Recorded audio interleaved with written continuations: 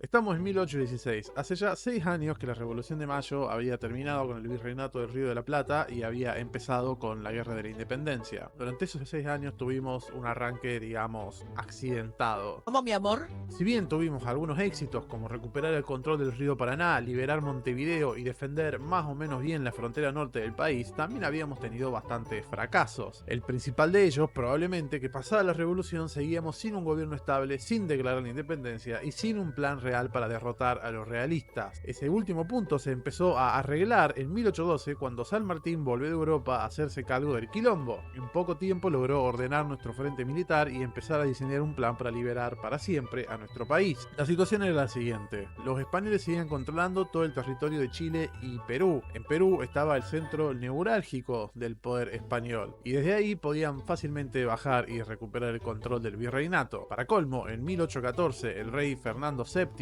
recuperó su libertad y volvió al poder en España. Eso les daba más ventaja a los españoles y además terminaba con el chamullo con el que nosotros nos habíamos sostenido hasta entonces. Pícate, papito. Porque recordarás que en 1810 establecimos un gobierno patrio con el chamullo de que como el rey estaba preso, entonces su autoridad volvía al pueblo. Pero si el rey había vuelto al poder, medio que ese chamullo no se sostenía más. Por eso era un poquito raro que a esa altura todavía no hayamos declarado la independencia. Bueno, realmente un disgusto. No. ¿Viste? Perdón, un Ay, disgusto. un disgusto. De hecho, volviendo a San Martín, el posta lo repetía constantemente en las cartas que mandaba. ¿Hasta cuándo esperamos para declarar la independencia? ¿No le parece a usted una cosa bien ridícula acuñar moneda, tener himno y bandera nacional y por último hacer la guerra al soberano de quien supuestamente dependemos? Veamos claro, mi amigo, si no se hace, el Congreso es nulo en todas sus partes porque reasumiendo la soberanía es una usurpación que se hace al que se cree verdadero, es decir, a Fernandito.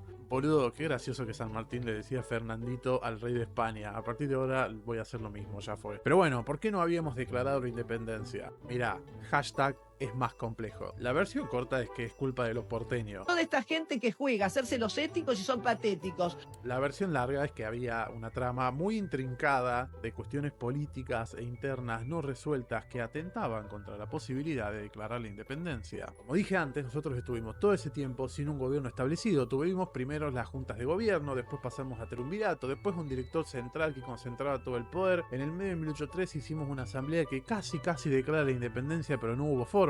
Y todo eso sin mencionar que ya en ese momento empezábamos a tener un quilombo bárbaro entre las provincias y Buenos Aires. Wow, ¿de dónde me suena eso, no? En todo ese quilombo aparece San Martín con un plan. El plan era bastante alocado para la época y habla mucho de la personalidad de San Martín, que aunque era un militar formado en Europa con todo lo que eso implica, igual era perfectamente capaz de imaginar planes y escenarios nuevos, de pensar por afuera de la caja, digamos. La idea de San Martín implicaba que en vez de perder tiempo intentando combatir a los españoles desde el norte, lo mejor era cruzar la cordillera de los Andes, correr a los españoles de Chile y desde ahí iniciar una invasión al Alto Perú desde el mar. Toda esa proeza de San Martín merece un video propio, video que podría hacer si le das un poquito de cariño a tipo dejas un comentario, le das like, te suscribís al canal, te lo está pidiendo San Martín, le vas a fallar al padre de la patria, boludo, le vas a fallar al padre de la patria. Pero bueno, volviendo a la independencia, en 1816 se convoca a un Congreso General Constituyente para declarar la independencia y para redactar una nueva constitución. Y deciden hacerlo en Tucumán porque entre las provincias y Buenos Aires estaba todo bastante mal y nadie quería que se declare la independencia en Buenos Aires. Eso es un poco más complejo de lo que estoy diciendo, pero básicamente fue eso. Y una cuestión de código que esta pibita no maneja. Y así es como llegamos al 9 de julio de 1816. En realidad es importante mencionar que el Congreso de Tucumán empezó a sesionar en marzo de 1816. Para la sede eligieron la icónica Casa de Tucumán, que en ese momento no le decían así. Lo que hoy conocemos como Casa de Tucumán era en realidad la casa familiar de la familia Bazán. Después de la Revolución de Mayo, el Estado se le empezó a alquilar a la familia para usarlo como cuartel y depósito de armas, y cuando se decidió llevar al Congreso a Tucumán, la usaron como sede del mismo. Polémica. Viste que en general en la escuela nos mencionan a la casa de Tucumán como la casita de Tucumán. Bueno, vos sabés que en realidad a los tucumanos les rompe bastante las pelotas que la nombremos con ese diminutivo. Y tienen razón, boludo. O sea, imagínate que sos porteño y alguien viene y al obelisco le dice el obelisquito, o al latte macchiato le dice el latecito. Te vas a ofender, boludo. O sea, está criticando tu traición y tu historia. Es muy ignorante y muy bruta. Así que nada de casita de Tucumán, es la casa de Tucumán, la fucking casa de Tucumán. El Congreso de Tucumán estuvo lleno de quilombos y roscas que no es tan fácil resumir. Las provincias que formaban parte de la Liga Federal no enviaron diputados al Congreso porque tenían mucho bardo con Buenos Aires. Hubo algunas provincias de lo que hoy es Bolivia que tampoco enviaron diputados porque justo las habían recapturado los españoles. En el Congreso de Tucumán se discutió bastante de cómo tenía que ser el mecanismo de gobierno del nuevo país. El 6 de julio, en una sesión secreta, Belgrano hizo el famoso discurso en el que proponía instaurar una monarquía liderada por un rey que fuese descendiente de los incas. Pero bueno, no hubo acuerdo para avanzar con ninguna de esas cuestiones. Y ahora que lo pienso, esa propuesta de Belgrano quizás también se merezca un video propio, ¿no? Y el 9 de julio, después de varios meses de rosca, finalmente se declaró la independencia. En esta acta firmada por los miembros del Congreso, nuestro país declaró su voluntad unánime e indubitable de romper los violentos vínculos que los ligaban a los reyes de España, recuperar los derechos de los que fueron despojados e investirse del alto carácter de una nación libre e independiente del rey Fernando VII, sus sucesores y su metrópoli. Cuánta literatura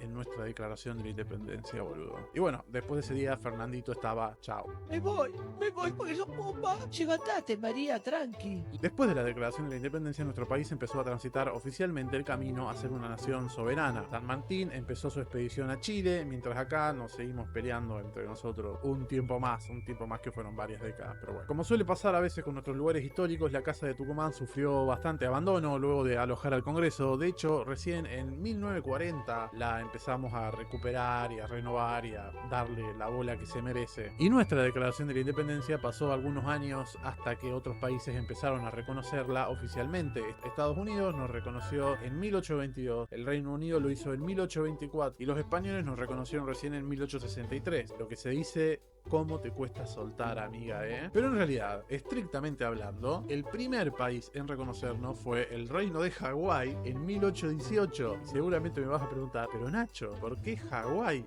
¿Qué tenemos que ver con Hawái? Bueno, resulta ser que en el medio de todo el quilombo de nuestra guerra de la independencia, este chabón, Hipólito Bouchard, que era corsario al servicio de las Provincias Unidas del Sur, anduvo por el Pacífico armando lío y saqueando bases y naves españolas. Y en un momento terminó llegando a Hawái, donde conoció a este otro chabón, el rey Kamehameha I. Sí, te juro por Dios que se llamaba el rey Kamehameha I, boludo. Pegó tanta onda con este rey que le dejó una de nuestras banderas y consiguió que nos reconociera oficialmente como país. Bouchard es una de las figuras más fascinantes de la historia argentina y estoy preparando un video muy grosso sobre este chabón. Así que si no te suscribiste al canal para verlo, tenés que hacerlo ya. Tipo, ya tendrías que haberlo hecho antes, hacelo ahora, no seas pajero. Pero por ahora, lo que voy a decir es que obvio que somos un país destinado a la grandeza si el primer chabón en reconocernos se llamaba Kamehameha. O sea, se explica por sí mismo. Como dije antes, la declaración de la independencia fue apenas el primer paso de un proceso que fue muchísimo más largo. Porque bueno, las naciones se construyen así, boludo, ladrillo a ladrillo. Y capaz a veces parece que la historia no avanza y que estamos estancados, pero en realidad no es así. Y siempre estamos listos para dar el próximo paso. Declarar nuestra independencia fue un paso muy importante porque implicaba que estábamos listos para hacernos cargo de nuestro destino y de nuestras decisiones. Así que nada, la moraleja de este video es que probablemente ya estés listo para dejar la casa de tus viejos.